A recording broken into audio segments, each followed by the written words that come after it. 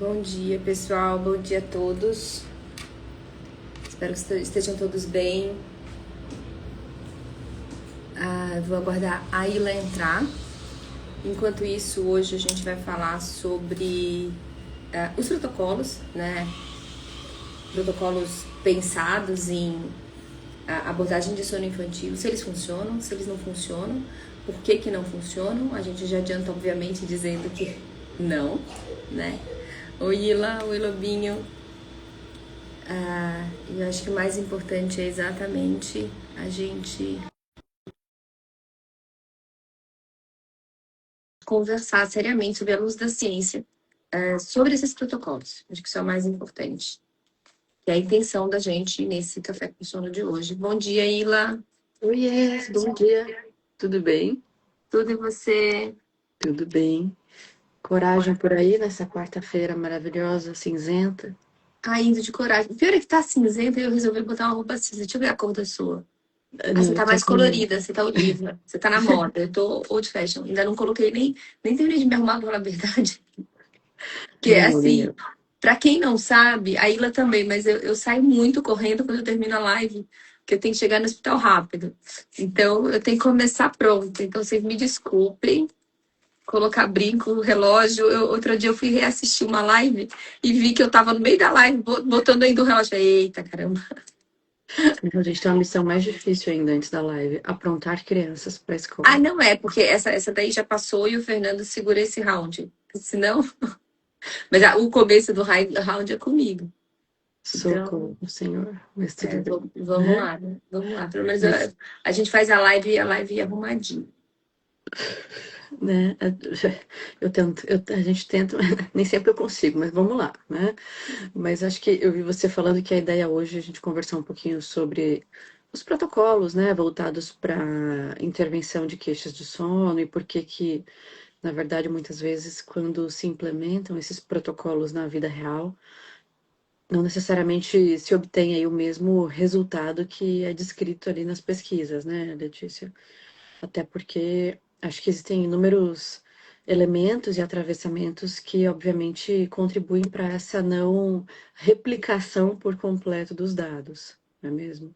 Então, a ideia hoje da live é conversar um pouco sobre essa perspectiva, não só quando a gente fala de insônia pediátrica, mas qualquer outro tipo de protocolo voltado para tratar uma queixa de sono, né?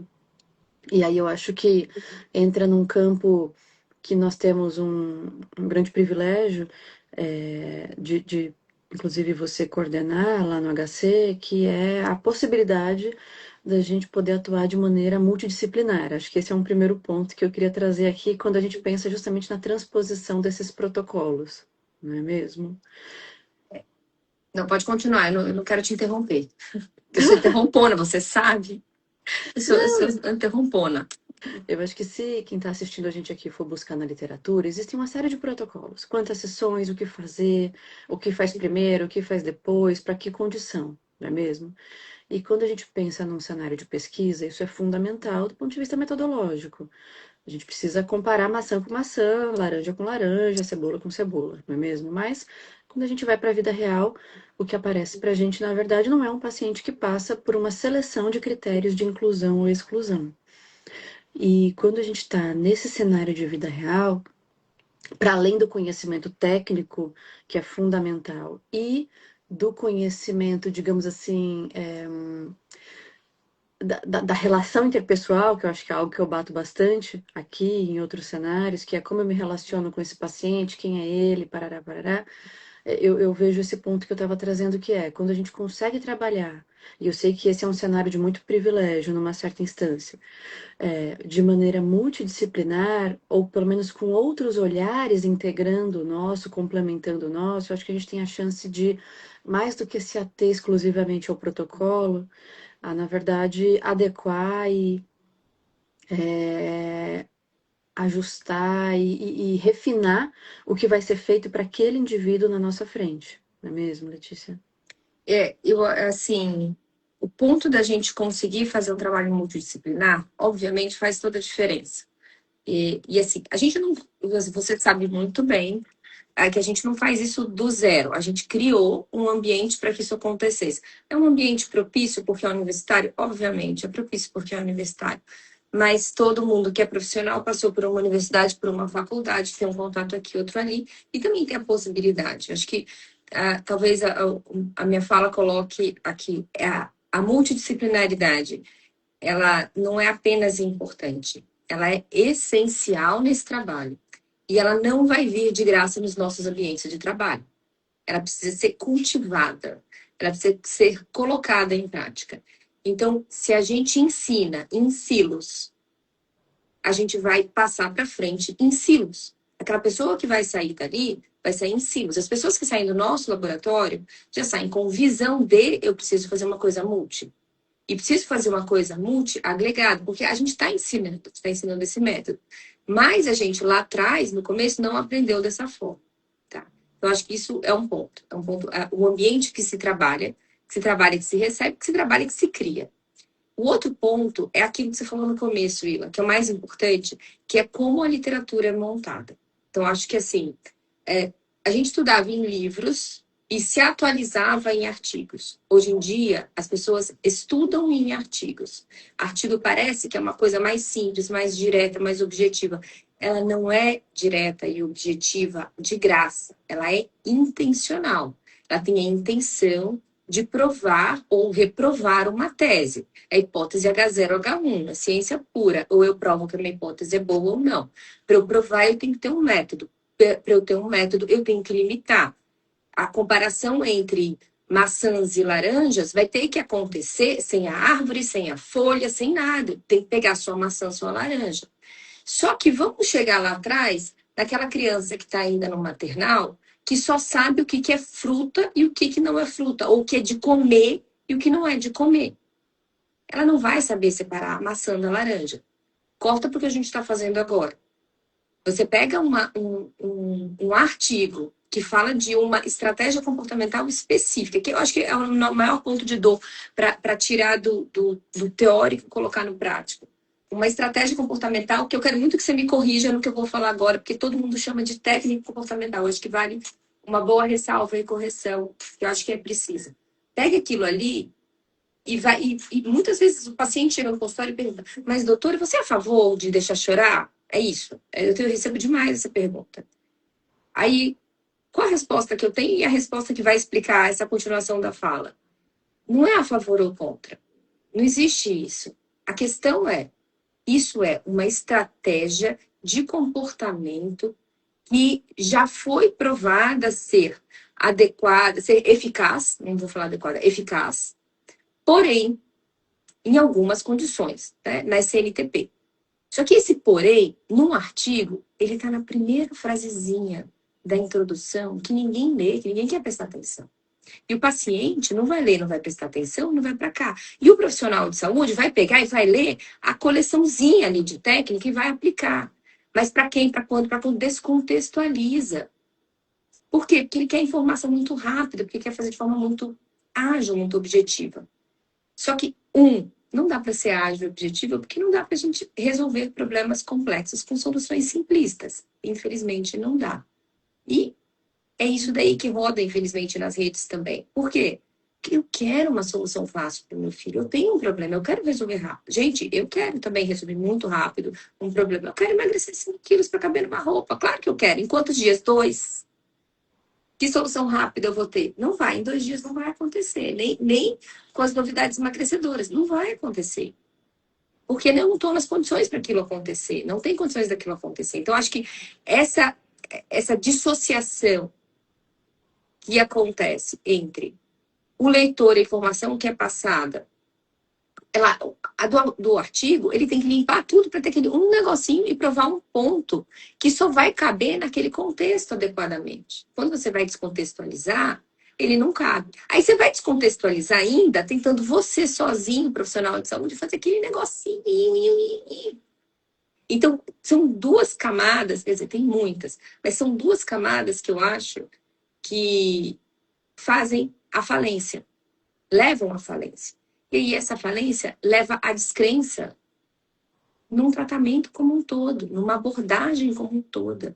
sabe? Numa intervenção mais ampla como um todo. Tanto que são os pacientes que chegam no nosso consultório, né, Ila? Descrentes. A gente usa até em aula. A primeira frase é: meu filho não dorme, a segunda é: já tentei de tudo. É. Então, esse eu acho que é um contexto importante a gente pontuar muito claramente. Quando a gente está falando de insônia, mas a gente fala também de sintomas de sono, que permeiam o sono. Eles chegam comigo querendo achar uma doença. Eu preciso achar uma doença. Porque tem que ter uma doença. Porque tem que ter uma doença. Por quê? Eu já tentei de tudo que está na literatura. E tudo que está na literatura não funcionou. E por que não funcionou? Está fora de contexto. Está lido um artigo na tentativa de fazer uma abordagem, uma intervenção que deveria ser muito mais ampla, né?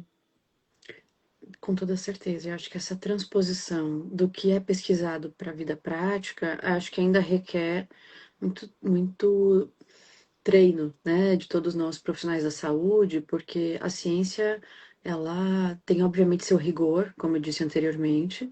A gente até tem em algumas lives, quando você estava no congresso de sono, que eu conversei bastante com o pessoal sobre como ler um artigo, o que eu olho para esse artigo, o quanto que eu tenho uma visão crítica sobre o que está sendo ali discutido, o que está sendo trazido, né? Então, acho que a gente também tem esse elemento pensando num contexto hoje em dia que nem sempre toda publicação, além de tudo, ela está imparcial ali, muito pelo contrário, né? Mas, enfim, essa é uma outra discussão para uma outra live. Então, a premissa saber ler e analisar aqueles dados que estão na minha frente. Acho que isso é básico, né? Mas que não é ensinado a nós, inclusive, durante a formação.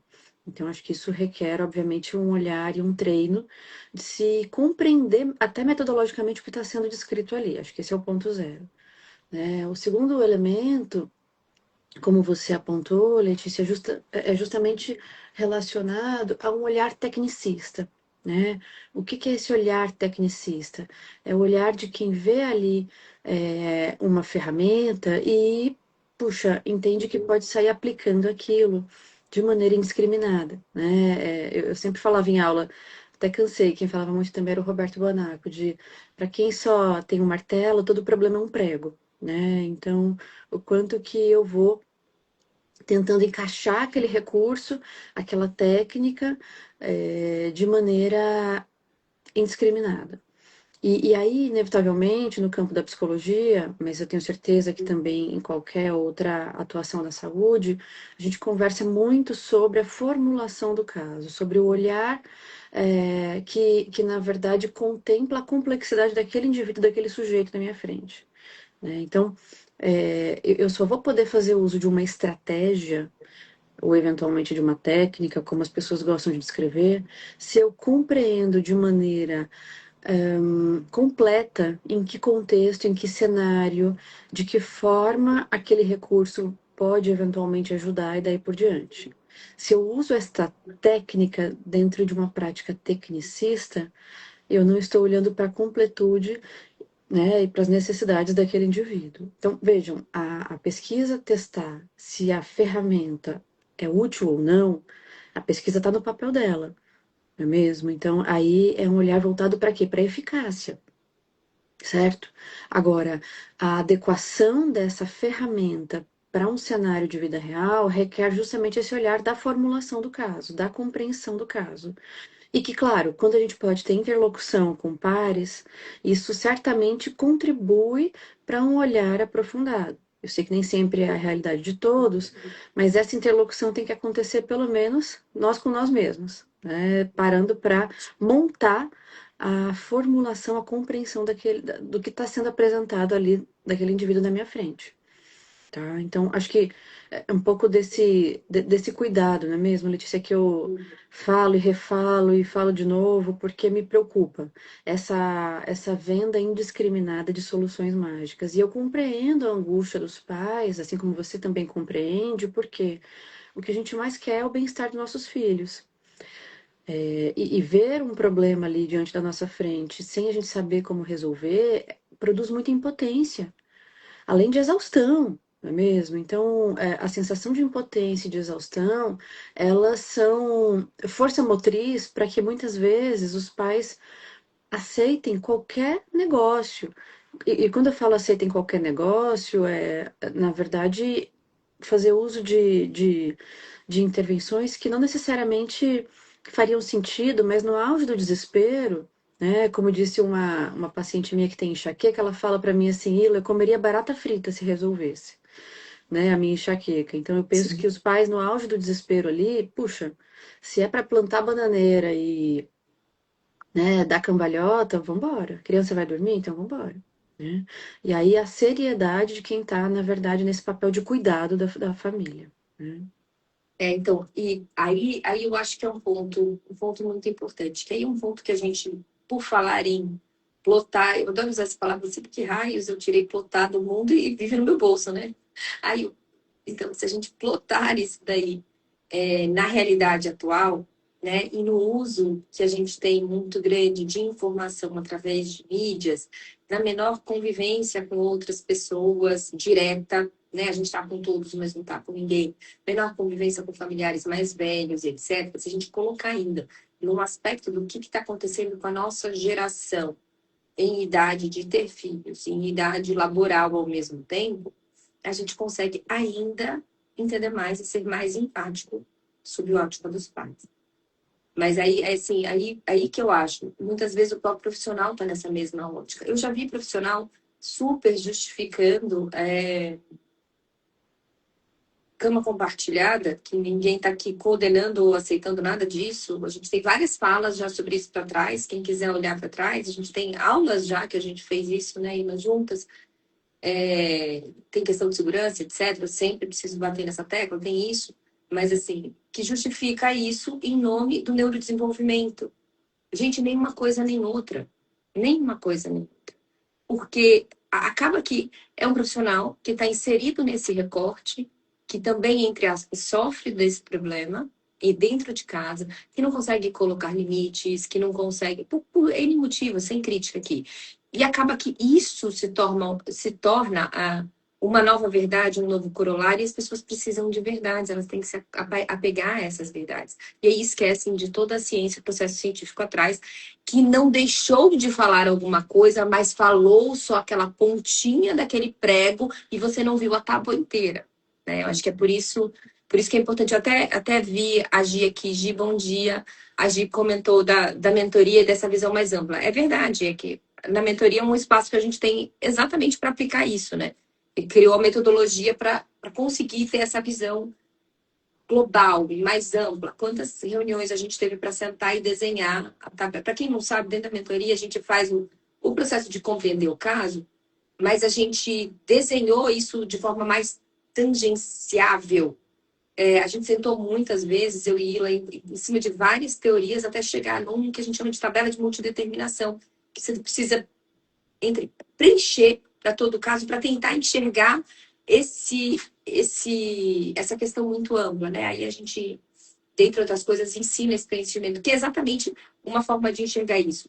É claro que podem existir outras formas. Essa foi a que nós, com os nossos saberes, encontramos, que é para montar um cenário assim. Porque senão, gente, a gente, respondendo a pergunta da live, por que protocolos genéricos não funcionam? Porque eles não consideram o contexto.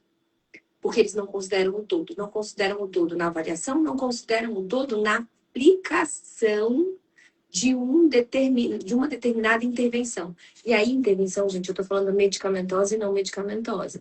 Porque eu vou falar muito bem da medicamentosa e vou sentir o cheiro das não medicamentosas e passar para ela resolver. Mas, assim, o cheiro. Então, eu posso discutir com ela. Ila, acho que nesse daqui, considera ver se você acha. A Ila também sente o cheiro da medicamentosa. Letícia, acho que esse daqui talvez não dê, porque ele foi refratário aqui, aqui, aqui. E aí, tudo bem, a gente vai discutindo. Mas quando você vai pensar em intervenção, gente, tem remédio que piora. E muito. E tem E intervenção que dependendo do que piora, você né? fizer, exatamente, tem intervenção que piora. E muito. Não é tudo, vou botar uma melatonina e mandar uma TCCI que vai dar resolver para todo. Não vai, não vai, não vai. Então, você formular o caso é o seu 2 passos para trás. Formular o caso é muito mais importante. E ao formular, conhecer o que está na literatura. Então, acho que, talvez sendo bastante prático, a primeira coisa que eu diria para quem é aqui, que acho que quem acompanha mais a gente, né, Ilha? É muito mais profissional, nosso conteúdo é muito mais voltado, voltado 100% para o profissional de saúde e não para o profissional que não seja da área da saúde. Então, a gente pode falar muita coisa que não é da área da saúde, embora a gente saiba que existe uma tendência de não profissional de saúde intervir em sono sob a ótica comportamental. Sim, falta muito para isso acontecer, assim, né? Existe um background lá atrás para acontecer. Por exemplo, a Ina é uma psicóloga que faz, obviamente, as intervenções comportamentais. Eu converso fisiologia com a Ila normal, sem problema. Ela entende, ela vira para mim, Letícia, fator homeostático, Letícia, isso, aquilo.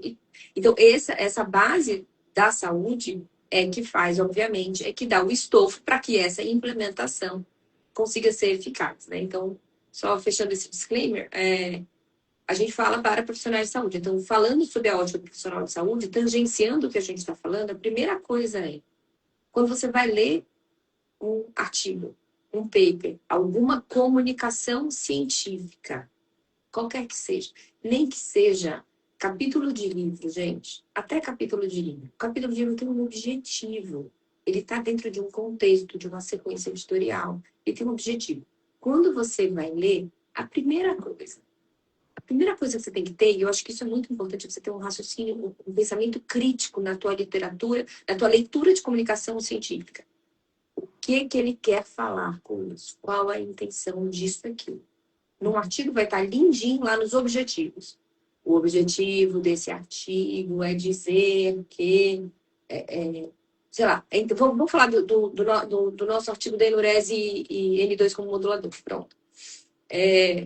O objetivo desse artigo é entender entre crianças com enurese noturna, monossintomática e não monossintomática, qual é a modificação na estrutura do sono pré e pós-tratamento para os respondedores. Só. É isso que a gente quer ver.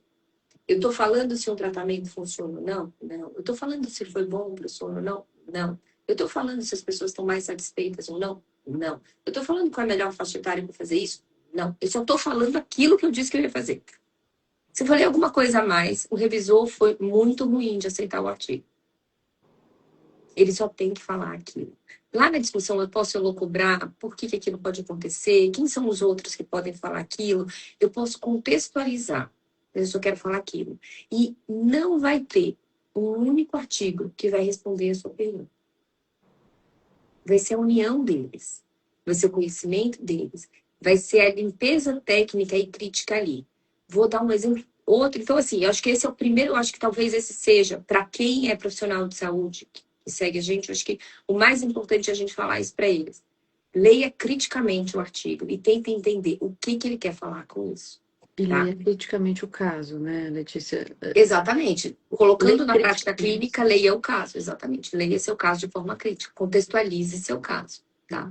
Eu vou, e assim, falando um pouco da literatura científica, dar um exemplo, que é um exemplo super feio, super ruim.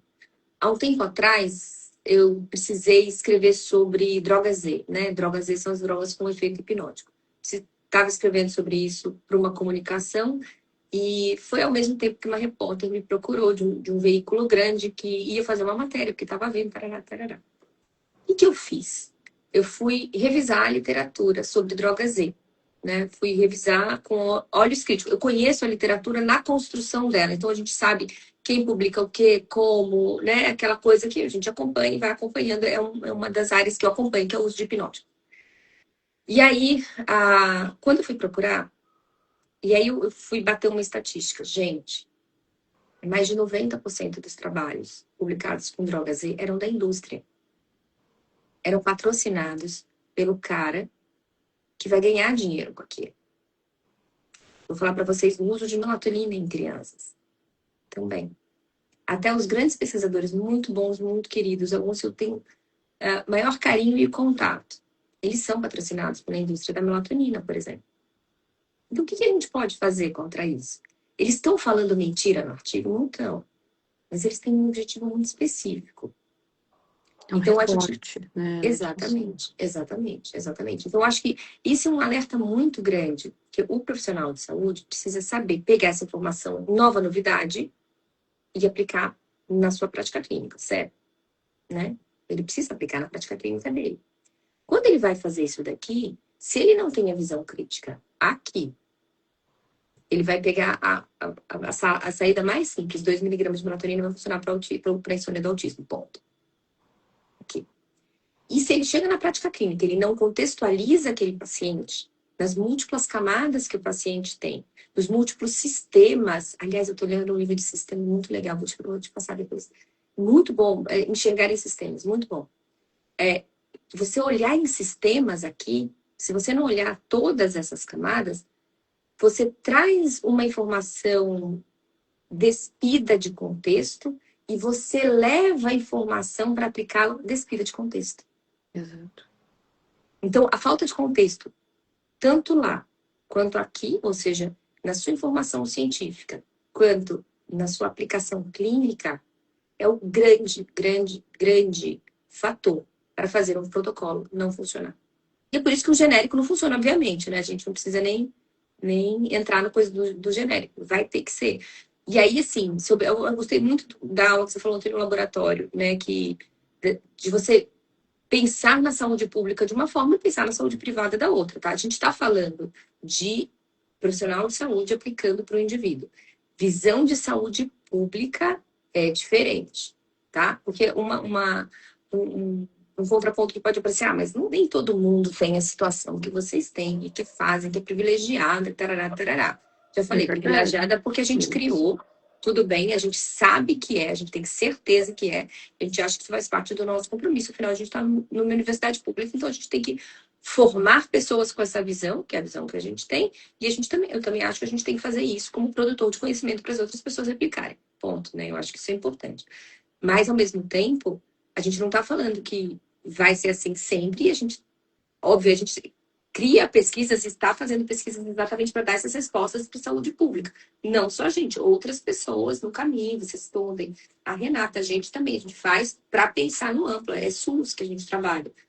Mas a gente tem que partir de um ponto, gente, a gente tem que ter um referencial. E a gente não pode pensar na saúde pública como o escracho do privado. Ele não é o escracho do privado. Tá? A gente tem que saber fazer bem feito no core da questão para poder tentar, olha, o que disso aqui dá certo, muito certo, e a gente pode, em larga escala, com pouco custo para o sistema de saúde, etc., aplicar.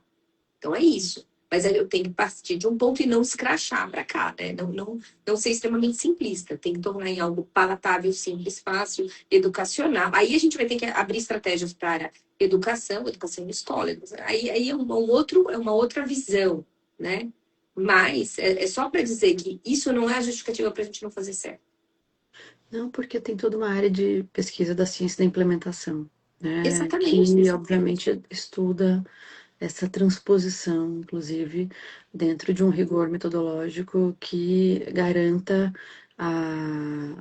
enfim, né, a replicação do que está sendo proposto enquanto ideia, mas dentro de um contexto de realidade propriamente dita. Então, eu acho que essa nossa conversa, ela tem tanto um viés voltado para a pesquisa, para pensar em como que tudo isso se transpõe para a prática, e tem um viés da clínica, que é, obviamente, uma clínica muitas vezes privilegiada, que tem aí, né, um olhar individualizado, que não é necessariamente o que todos recebem, mas que mesmo assim ela requer todas essas ressalvas que nós fizemos hoje aqui sobre contextualizar, sobre olhar, sobre saber transpor. Caso contrário, a gente vai tratar todo o problema como um prego, como eu disse anteriormente, né? Então, vocês já viram que qualquer tema que der aqui a gente vai longe, né, Letícia? Mas já são 7h30, já é hora do dia de todo mundo, né? Engrenando.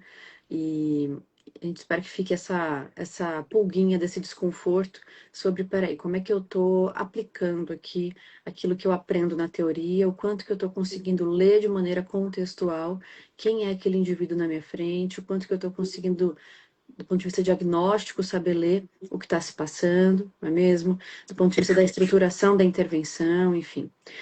Acho que essa é a provocação que a gente queria fazer hoje, mas semana que vem a gente está aqui de volta, né? Firme que nem prego na areia, como diz no interior, né? Muito bom. Bom dia, gente. Bom Boa quarta. dia. Tchau, tchau. Tchau, tchau.